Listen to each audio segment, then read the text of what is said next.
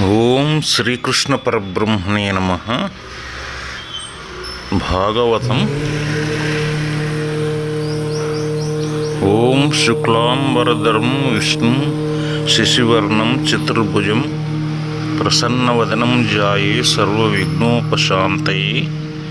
ఓం అగజానన పద్మార్కం గజానన మహర్నిశం అనేకదంతం భక్తానాం ఏకదంతం పాస్మహే. పూని ప్రియవ్రతోత్తాన పాదధ్రువ మనుల కస్మత్పితామహం ననంగం దగు నంగ మీదినీదవునకు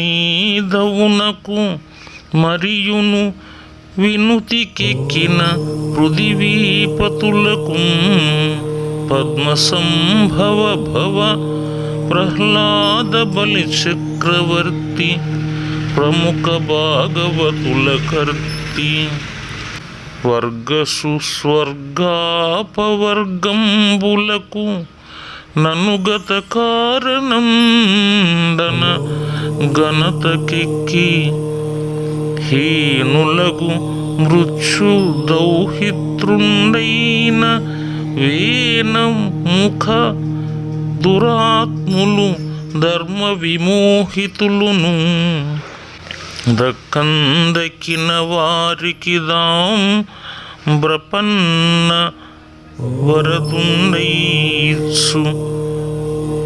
అభిమతావలుల నతండు. ప్రియవ్రతుడు, ఉత్తానపాదుడు, ధ్రువుడు, మనువు మొదలైన వారికి మా తాతగారైన అంగరాజునకు మిగిలిన రాజలోకానికి నారద, ప్రహ్లాద, బలి మొదలైన భాగవతోత్తములకు స్వర్గ మోక్షాలు ప్రాప్తించేందుకు కారణభూతుడు ఆ భగవంతుడు మృత్యువు మనుమడైన వేణుడు మొదలైన దురాత్ములకు తప్ప మిగిలిన వారికందరికీ కోరిన కోరికలిచ్చి ప్రసన్నవరదుడైన వాడు ఆ స్వామి.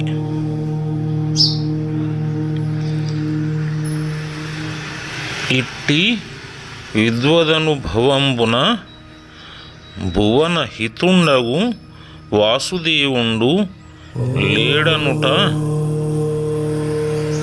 యుపపన్నంబుగా అదియునుగాక. ఈ విధంగా అనుభవ జ్ఞాన సంపన్నులైన పండితుల అనుభవాన్ని బట్టి లోకం మేలుకోరే విష్ణువు లేడనడం జరగదు. అదీగాక భూరితపోభి రామముని పూజనమెవ్వని పాదపద్మ సేవారతి వృద్ధిం పొంది అనివారణంబూర్వ భవానుసార సంసార మహోగ్ర తాపము భృశంబుగం బాపంగ నోపం దత్పదాంబోరుహ జాతదేవ నదింబోలి యశేష మనోఘ హారియై. గొప్ప తపముచే ఒప్పునట్టి మునుల పూజ ఎవని పాద పద్మారాధన వల్ల వృద్ధి పొంది ఆయన పాద పద్మాల నుండి పుట్టిన గంగానది వలె అన్ని మానసిక పాపాలను పోగొట్టేదై పూర్వజన్మల సంసార బాధను పూర్తిగా పోగొట్టగలదా?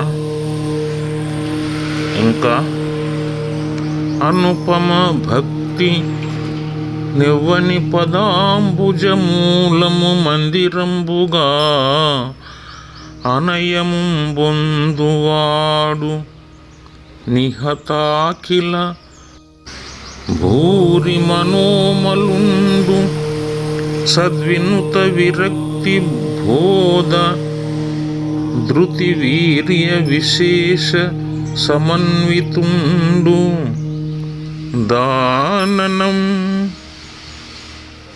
దగి భూరి సంస్కృతి మహత్తర దుఃఖము నందండెన్నండు. పరమేశ్వరుని పాద పద్మాల మూలమును మందిరంగా భక్తితో ఎవడు పొందగలడో వానికి సమస్త పాపాలు తొలగుతాయి. సజ్జనులు కీర్తించిన వైరాగ్యం, జ్ఞానం, ధైర్యం, వీర్యం ప్రాప్తిస్తాయి. ఎన్నడూ సంసార దుఃఖాన్ని పొందడు. నారాయణుండు జగదాధారుండగు ఈశ్వరుండు దలంపనతనికిన్ లే రెండు సములు నదికులు ధీరోత్తముండతండు అద్వితీయుండగుటన్. లోకాలకు మూలాధారమైన పరమేశ్వరుడు విష్ణువు. ఆయనకు సమానులు కానీ అధికులు కానీ లేరు. రెండవ సమానమైన వాడు లేకపోవడం వల్ల ఆ విష్ణువు ధీరులలో శ్రేష్ఠుడు. అదీగాక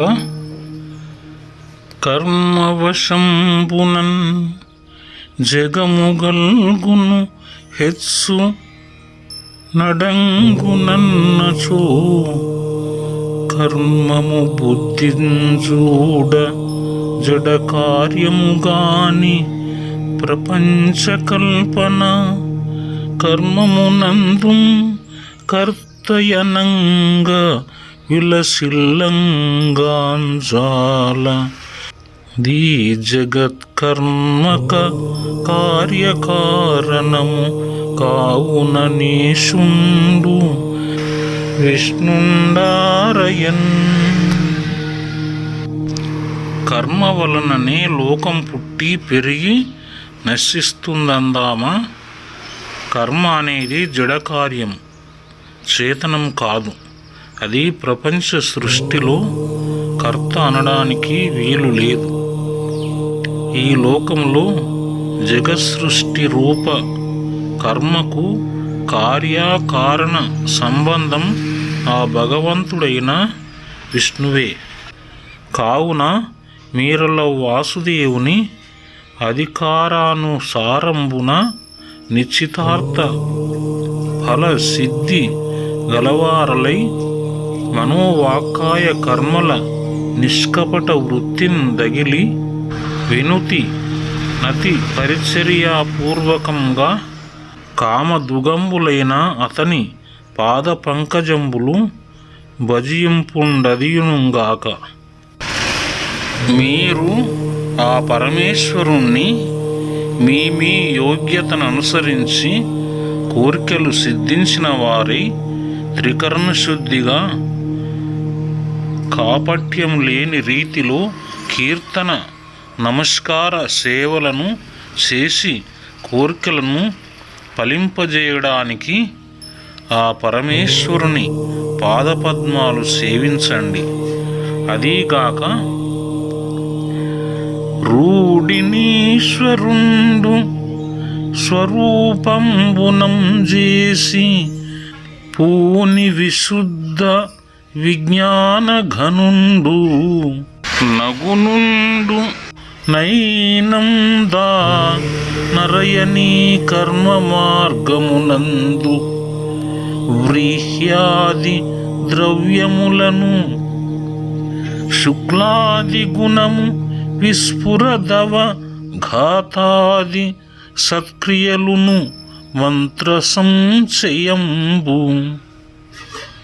సంకల్పమును యాగ సాధ్యమైనట్టి యఖండోపకారంబు గణపదార్థ శక్తియు మరి జ్యోతిష్ఠోమ సవన ముఖ్య నామత బహు విశేష గుణతను మెరయు అట్టి యద్వర రూపమై అఖిల జగమునందు ననిశంబుం ప్రఖ్యాతి నొందుచుండు.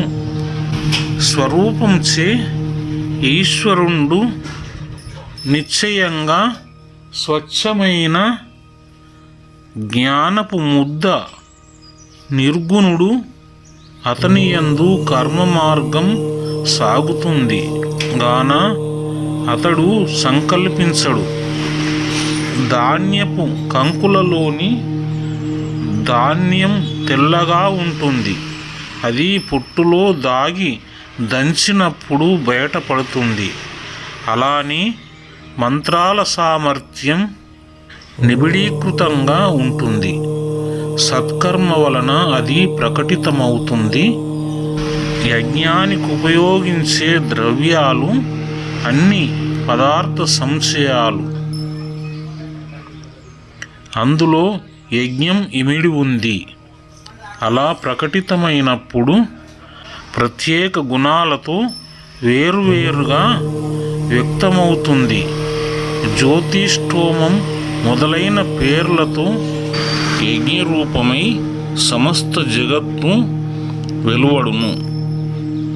అదీనుగాక దారు స్థితంబైన ఎనలంబు తద్దారు గుణంబులైన దైర్ఘ్య వక్రత్వాదికంబుల ననుసరించు చందంబున అవ్యక్తంబు తతుక్షోభకంబైన కాలంబును వాసనయు నదృష్టంబునను కారణంబుల చేతం పుట్టిన శరీరంబునందు విషయాకారంబైన బుద్ధి నొంది తద్విషయాభి వ్యంగ్యంబైన యానంద స్వరూపుండగుచు క్రియాఫలంబునం ప్రసిద్ధి నొందునని చెప్పి వెండియునిట్లను మదీయ జనంబు లిమ్మేదిని తలంబున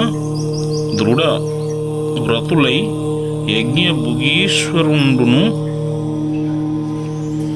గురుండును అయిన సర్వేశ్వరుని హరిని నిరంతరంబును స్వధర్మయోగంబునం పూజించుచున్నవారలు వారు నన్ను ఆశ్చర్యకరంబుగా అనుగ్రహించు వారని హరి భక్తిరతులైన మహాత్ముల నుతించి వెండియు నిట్లనియే. అదీగాక కొయ్యలో పుట్టిన అగ్ని ఆ కొయ్య లక్షణాలైన పొడవు వంకరలను ఆశ్రయిస్తుంది. దేహంలోని అంతర్యామి దేహ ధర్మాలను అనుసరించి వ్యక్తమవుతుంది. అవ్యక్తం కలచేది అయిన కాలం వాసన, అదృష్టం అయిన ధర్మం అంతర్లీనంగా దేహంలో ఉంటుంది అని పలికి కొంచెం ఆగి పృథు చక్రవర్తి మరల ఇలా బోధించాడు. నా మార్గం అనుసరించే నా ప్రజలు జీవితమే నిశ్చల దీక్షగా మెలగుతూ హరిని భజిస్తారు. ఈ సృష్టి యజ్ఞాన్ని అనుభవించే అధిపతి, దాన్ని ఉపదేశించేవాడు నారాయణుడే. ప్రజలు తమ తమ ధర్మాలను అనుసరించి ఇలా అర్పిస్తూ యోగస్థులై ఉంటారు. వారు నన్ను అనుగ్రహించే పద్ధతి ఆశ్చర్యకరం అని పృథు చక్రవర్తి నారాయణ భక్తులను స్తుతించాడు. మరలా ఇలా అన్నాడు. వరసంపద్విభవ ప్రతాపసుమ హైశ్వర్యంబులం బుల్సు నీధరణీ నాదుల తేజ మంచిత తపోదాంతి క్షమా విద్యలంగర మొప్పారు ధరా సుపర్వ హరిభక్త శ్రేణులందెప్పుడున్ ధరలోనం ప్రభవింప కుండునని యద్దాత్రీ విభుండిట్లను.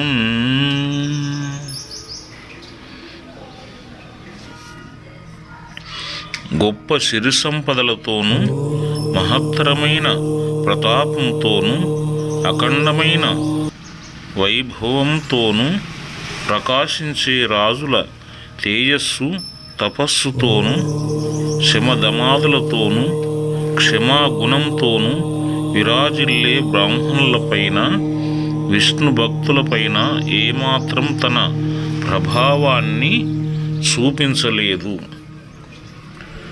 క్షాత్ర ధర్మ లక్షణాలు సంపద, వైభవం, ఐశ్వర్యం, బ్రహ్మ ధర్మ లక్షణాలు తపస్సు, ఇంద్రియ నిగ్రహం, క్షమా విద్యలు, ఆ క్షత్రియుల అధికారం విప్రులపై ఎప్పుడూ ప్రభావం చూపకుండుగాక.